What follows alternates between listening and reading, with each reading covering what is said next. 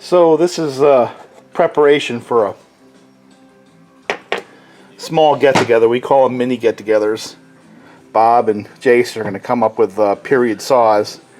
And last time I went down to visit Bob, I also continued on to visit my mom and dad.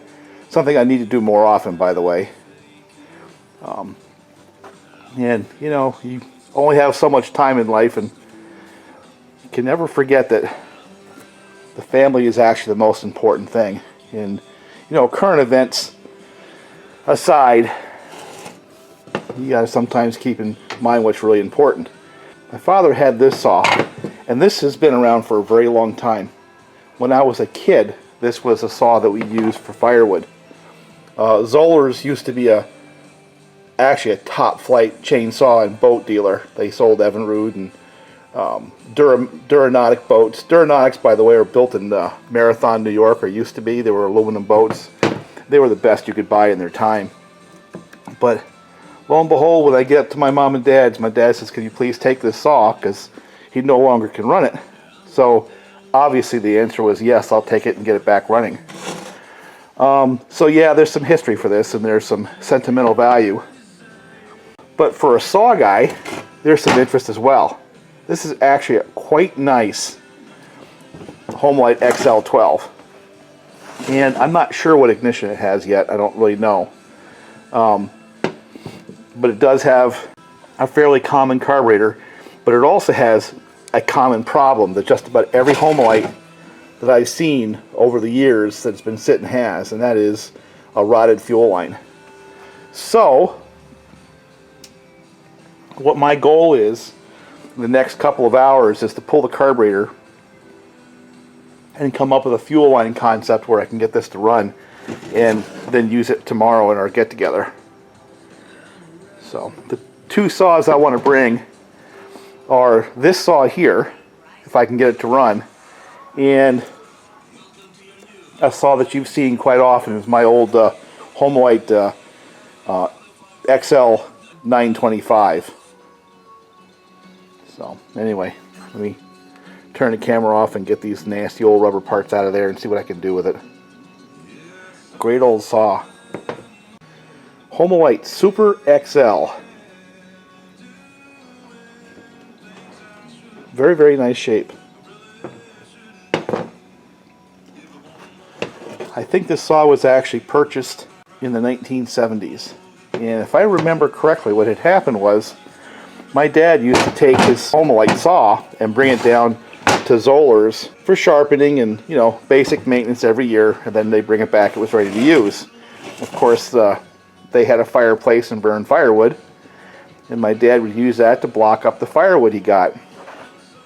And I think Zoller's had a shop fire, and it destroyed the first Homelite my dad had. And this is what they came up with afterwards as a replacement saw to the one that got destroyed in the fire. My dad was quite pleased. It's got a burr on the bar, so it's been used. It's an automatic oiler, so it doesn't, even though it has a thumb oiling system, it should oil automatically. I don't know if that's going to work. I've got one laying around. The bar is salvageable. 3/8 chain. Not sure what gauge it is. And I don't know if it's going to say on the bar. Oh, it's the kind of stuff we're going to pull apart and see.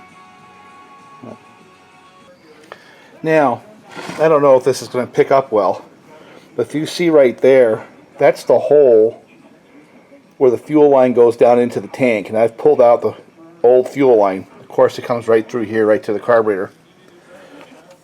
This is what came out of the tank, and it's just basically paste. And you can see where it constricted right there. Now this grommet is actually still intact. Unbelievable.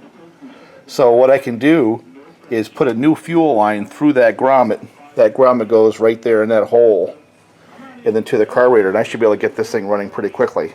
Probably ought to check for spark. I mean, but you know, I've rarely seen those even need a damn spark plug. They are so reliable. Anyway, to the next phase. But the key point is entry point to fuel tank, grommet that surrounds and seals the case to the fuel line, and this one here happens to be still intact. Now I'm sure I can find something else that would do the same thing if you can't find these, but mine's in good shape, so I'm just going to put a new fuel line in it, go with that. So, you know, it wouldn't surprise me if that diaphragm will work just the way it is. It's an SDC, and I don't know if that's a Walbro or a Tillotson. I believe it's a Walbro. Pretty standard fuel line, you know. Cut it to roughly the same length as the old one, and I'll put it right through the hole.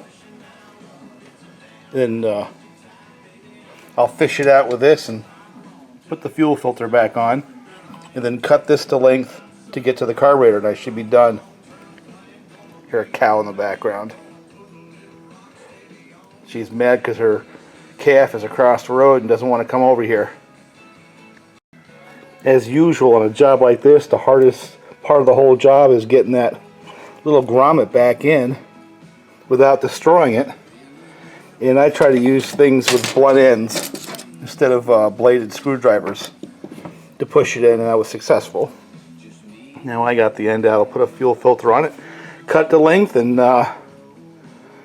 check spark, and then see if this thing will run. Well, as usual, there's always a hitch in the get along. Now, the hole where the fuel line comes into the air box of the carburetor had a molded fuel line.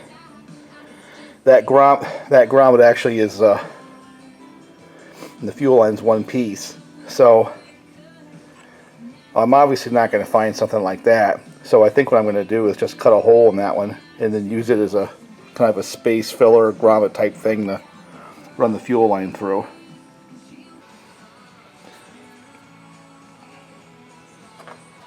Die grinder to the rescue. So I opened up that hole. So I will continue. So I did get that fuel line on there. That grommet, both grommets in.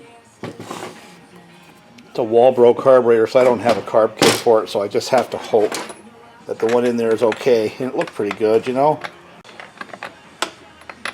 Loose. It was actually fairly flexible still. I don't think it ever saw any alcohol. So I'll get that spark plug out of there. It'll be fun trying to. Now, figure this. If it can arc its way through the paint, that's decent spark. Put it right back in there. Get some gas in there and see if it'll fire. Get that nice and firm. Back on. Alright. Time to get this thing fired if it'll go. Nice fresh 32-to-1 mix. You know, I hear all these guys, oh, it's an old saw. Read the manual. Put 16-to-1 oil in there. Well, that worked when you were using straight motor oil. But when you're using a modern synthetic, I don't think 16-to-1, it's not a good plan. I use 32-to-1 on all my two-strokes, and that's power equipment and motorcycles. Get enough in there just to see if it'll pick it up.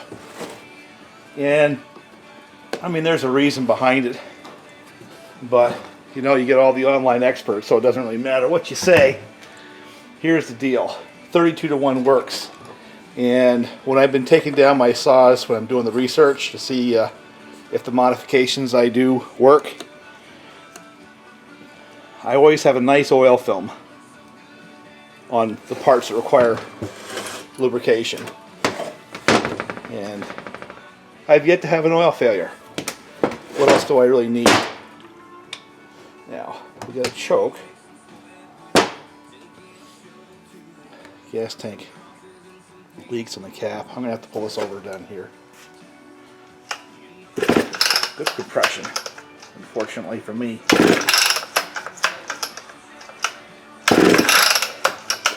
That carburetor was dry. So I'll put a little bit down the carburetor and see if I can get it just to pop. Not a recommended procedure, but well, pops. So now we're to carburation.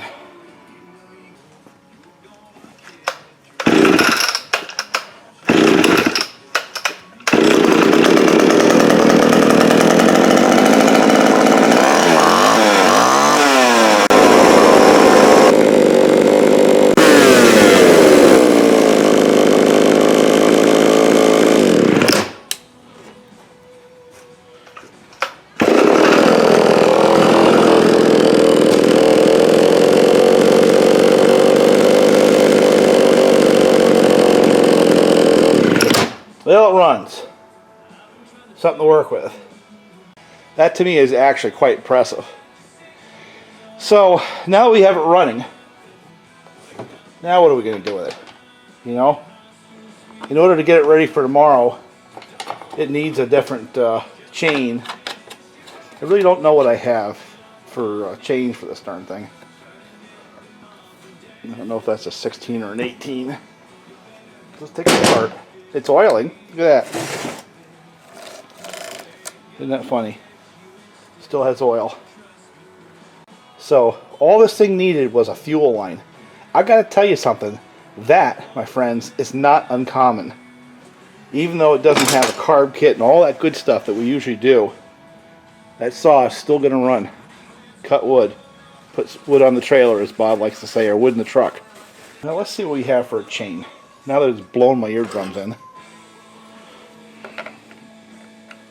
Well, it's a bigger, must be a 5/8. Gotta make sure I have it in my toolkit. That chain actually isn't that bad. It's not the kind that I particularly want. You know, it's one of those round tooth type chains. But my hunch is that chain will cut wood just fine. Doesn't look like it's ever seen a nail. I'm just curious. I'm going to take it off and see if I've got a full chisel or something that's a little more modern. Yeah, these are 5/8. And part of what I'm doing today is getting ready for tomorrow, but making sure I have tools. This saw here is going to get tweaked and tuned, and you know, it almost is going to have to break in again, because I doubt very much it has a lot of time on it. Guide plates are there.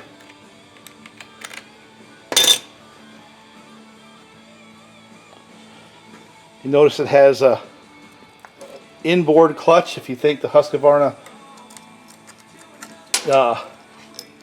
372 series or the Steels invented that concept, no, take a look. Now this says 38 on the teeth. I don't know what brand it would be. I've got to have a better arrangement than that. That's a laminated bar, so it's really not an expensive bar. I'll have to see what I have. I'm afraid my box here has degraded to the point where it needs to be replaced.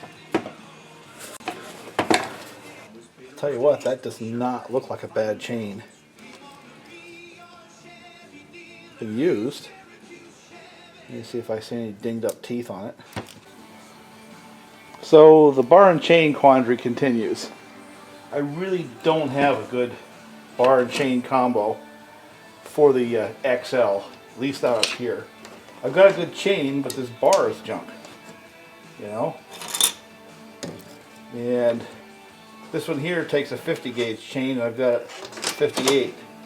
So neither one of those are going to work. Although I'm going to take this chain with me down to the sugar shack, because there might be a bar down there tomorrow. So what to do?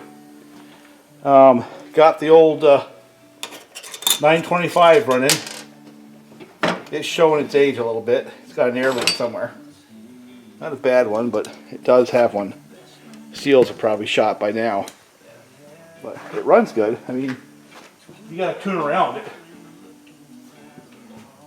So what I've decided to do is this. I've got a good 20-inch bar on the 925 right there. And what I'm going to do is take that 20-inch bar and put it on the XL with a new chain. And then I've got a 28-inch bar I used to run on that 925. And I've got a good steel RS chain for it. So, and I've also got a quandary out in the farm. I've got these darn cows that I've moved across the road, and there was one cow that didn't want to come with, so she sits on the other side of the road. And the problem is she has seduced a little bull calf to stay with her.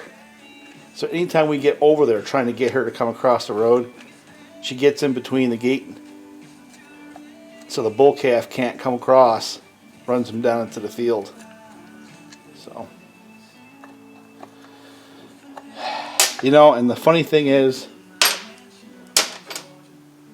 I don't know if people follow the channel, we had a very, very stubborn bull calf once before, out of the same line of cows, by the way, and we ended up having to put her down, or put him down. Good eating, but in my mind, just a waste of a nice animal. So, I really don't want to have to go that route. Well, it's not the best. It's another one of these laminate bars, but it's not the worst either.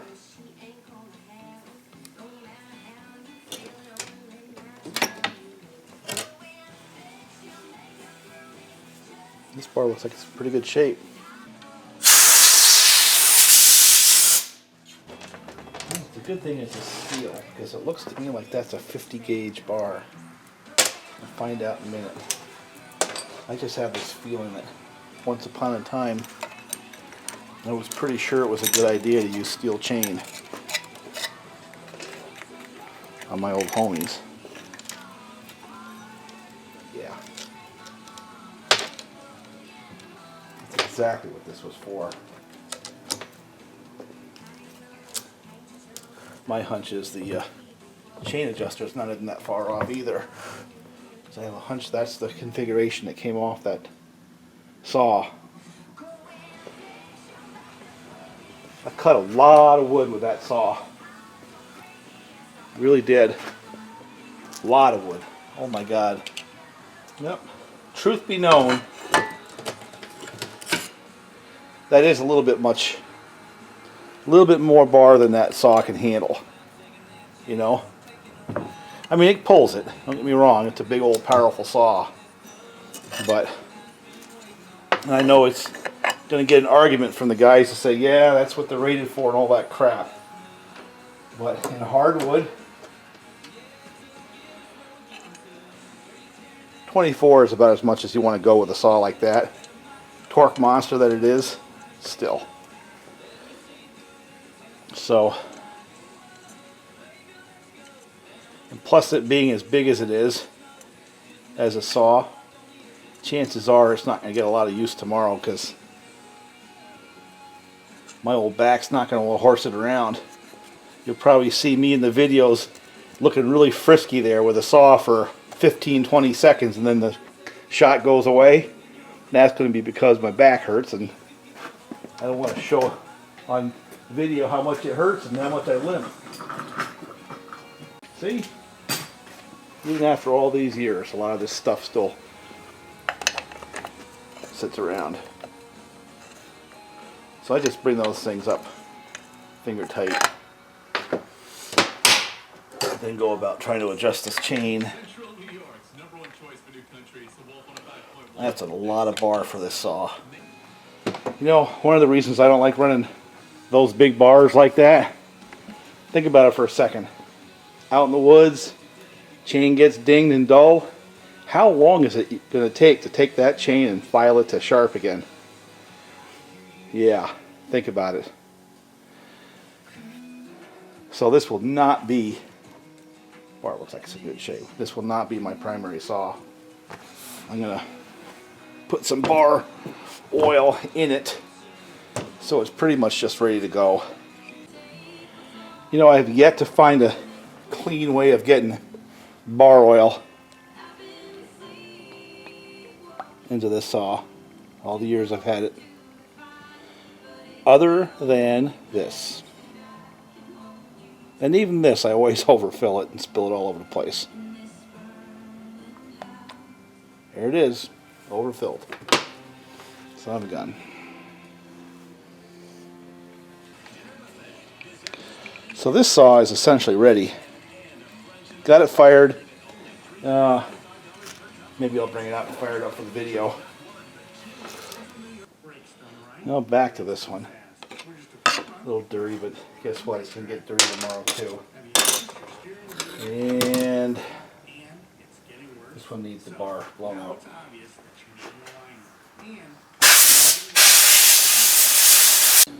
So let's see if it fits on there. It should. So here's the problem with a 50. I'm not going to be able to put this chain on until tomorrow because I don't have one.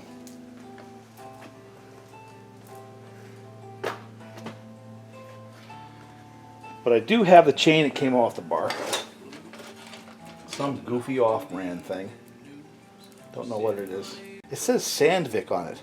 You know, that used to be a company that made machine tool parts. The machine tool stuff. I don't know. Never realized they made saw chain. Never heard of Sandvik before. So I'll put it on here and see. Now these XL12s, I can't remember now if they're like 58 cc's or I don't know. They're in that range. They're somewhere around 60 cc saws. So a 20-inch bar in hardwood again is a lot of bar for this saw, just like that 28 on the 925 is. But that's what I have. I mean, these things came with 16s and 18s.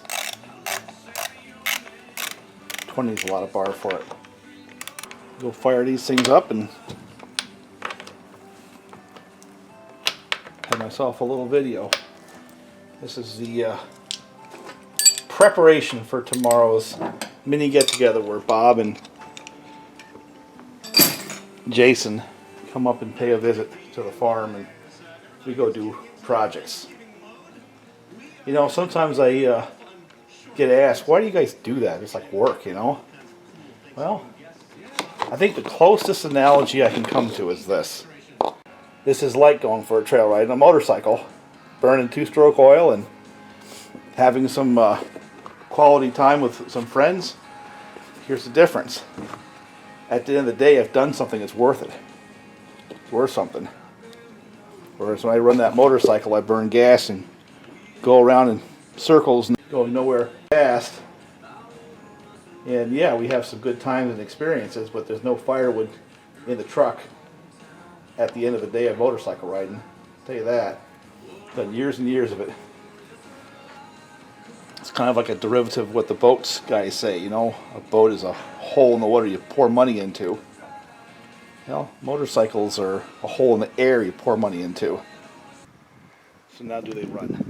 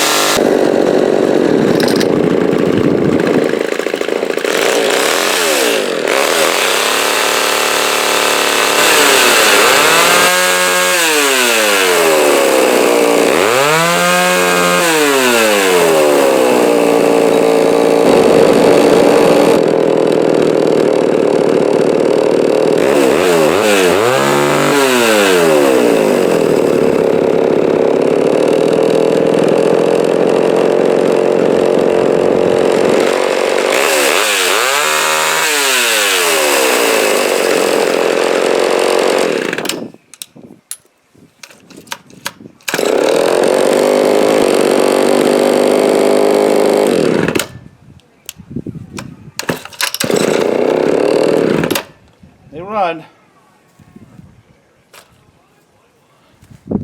This one's a beast. If I can get the fire just here.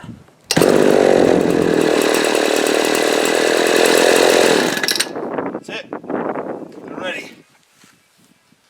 Gonna go to work tomorrow with those things. My protesting cows.